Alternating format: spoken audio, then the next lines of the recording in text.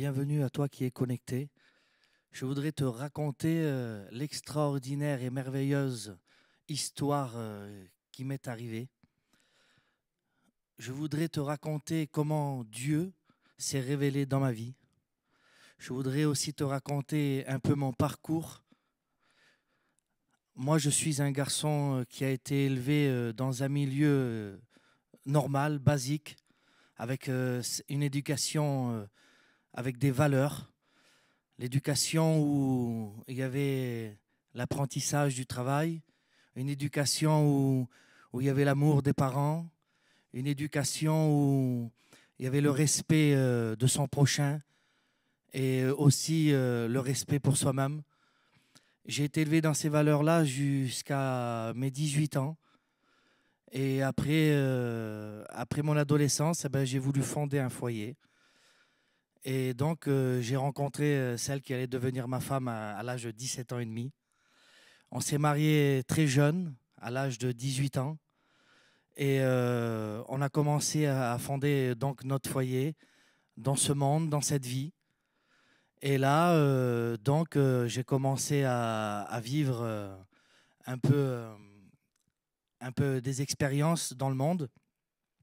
Et là, très très vite, le monde s'est ouvert à moi. Alors, c'est vrai, j'étais jeune, peut-être pas assez d'expérience, peut-être au niveau de l'âge, dans certaines choses du monde. Et là, ça a été un peu un train de vie un peu, comment vous dire, un train de vie un peu compliqué. Je suis tombé vite dans des travers, portant une éducation assez, je vous dis, assez normale, assez basique, une éducation très propre. Et là, donc, je vous dis, j'ai tombé dans des travers du monde festif, avec un peu tout ce qui s'y trouve. Et j'ai vécu comme ça pendant certaines années. Et mon foyer aussi en a compati aussi. Et à un âge avancé, à l'âge de 34 ans, j'ai décidé aussi, j'en avais un peu marre, un peu de cette vie, de proposer une vie semblable à quelque chose qu'on peut voir comme extraordinaire, comme merveilleuse, alors que c'est toujours à recommencer, c'est toujours à refaire, et pour essayer de trouver un peu de bonheur dans ce monde. Et en fin de compte, je me suis aperçu que c'était vraiment pas à quoi je m'attendais. Et donc, comme je vous disais, j'ai tombé dans certains travers. Et il y a eu un moment dans ma vie où j'ai voulu avancer aussi dans certaines choses de ma vie personnelle. Et là, du coup, ma compagne, elle, qui connaissait un peu aussi les réunions, a décidé d'aller dans des réunions aussi et m'a invité un soir aussi à aller dans les réunions aussi. Et je connaissais un peu ce monde un peu religieux pour moi. Pour moi, c'était religieux. C'était des personnes que je respectais. Dans mon éducation, on respectait euh, tous ceux qui pratiquaient n'importe quelle religion. Ou c'était comme ça. Mais pour moi, voilà, pour moi, je croyais en Dieu, mais à ma manière. Et là, il s'est passé une soirée un peu spéciale où je me suis retrouvé dans une réunion. Et dans cette réunion, il y a eu des chants, il y a eu une prédication où le pasteur a apporté la parole de Dieu. Il y a eu une prophétie qui s'avait levée. Et là, moi, j'étais au fond de cette réunion et il y a une chose qui est venue, une pensée, peut-être une pensée bizarre pour certains.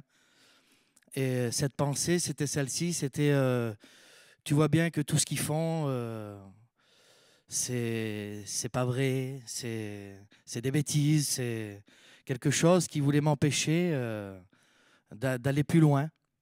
Et je suis reparti de cette réunion assez attristé. Et le soir, je suis rentré chez moi et donc j'en ai parlé avec ma femme aussi. Et quand je suis rentré, je pensais beaucoup à ce que ça m'avait dit. Et en fait, je me suis endormi avec ça. Je me suis endormi avec cette pensée. Et donc, à cette époque-là, j'avais aussi un de mes trois enfants, donc le petit dernier. Il avait 3 ans et ce soir-là, ben, il s'avait endormi au milieu de nous, au milieu de moi et ma femme. Et donc, le lendemain matin, il se réveille. Il me dit de lui faire donc un biberon, hein. Je lui fais un biberon, je lui donne, je lui allume la télévision, je lui mets les dessins animés. Et là, cette pensée, elle revient fortement. Elle revient dans mes pensées, sans que moi, je pense à haute voix ou que je sorte une seule syllabe de ma bouche. Et là, cette pensée, je vous dis, il y avait, j'imaginais ça comme ça. J'imaginais qu'il y avait un combat spirituel, un combat invisible qui se faisait. Et en fin de compte, je ne réalisais pas ça encore. Et là, tout à coup, ou alors cette pensée est venue de plus en plus fort, où j'étais moi-même en train de me perdre dans des raisonnements humains, dans des raisonnements charnels, dans des raisonnements où l'ennemi aussi voulait me faire arrêter en fait où le Seigneur voulait m'amener.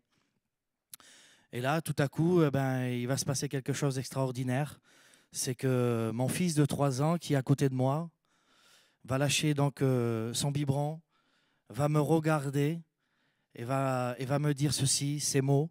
Il va me dire, papa, ne te perds pas, sinon maman est perdue aussi.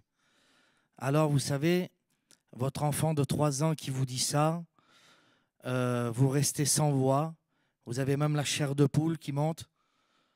Et, euh, et là, donc je ne savais pas quoi faire.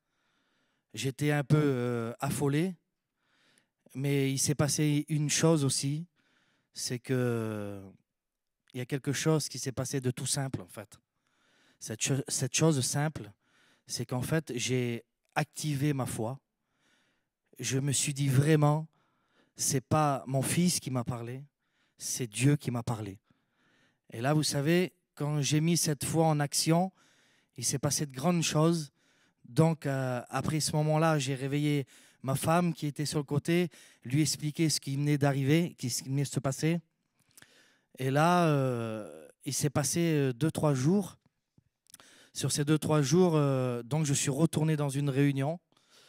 Et cette réunion, elle était un peu particulière aussi. C'est que après que le Seigneur m'avait parlé, après que le Seigneur s'avait révélé à moi, il s'est passé un moment où le moment où de la repentance, où je devais quelque part aussi, pour moi, je me sentais un peu sale de tout ce que j'avais fait un peu dans ce monde.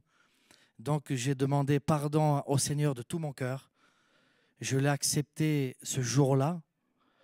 Et ce jour-là, c'est le plus beau jour de ma vie. C'est la plus belle expérience et la plus belle chose que j'ai pu décider dans ma vie. C'est d'accepter le Seigneur comme maître et sauveur dans ma vie. Après cela, donc, on est sorti de la réunion et justement, donc, les paroles du Seigneur qui m'avait dit, il m'avait dit de ne pas me perdre, sinon ma compagne était perdue aussi. On est sorti de cette réunion et moi, ça y est, pour moi, j'étais libéré. J'avais un poids, un fardeau qui était sorti de moi. J'étais né de nouveau. Pour moi, c'était tout nouveau. C'est comme ça qu'on peut le dire, c'est tout nouveau. C'est quelque chose que l'on vit et que c'est extraordinaire. Et donc, c'est ma femme à ce moment-là qui n'est pas bien. Et là, donc, il a fallu prier, il a fallu donc appeler des serviteurs aussi. Et j'ai vu vraiment l'amour de Dieu, j'ai vu vraiment la puissance de Dieu. J'ai vu ce que Dieu était capable de faire à travers une simple prière, à travers le moyen de la foi.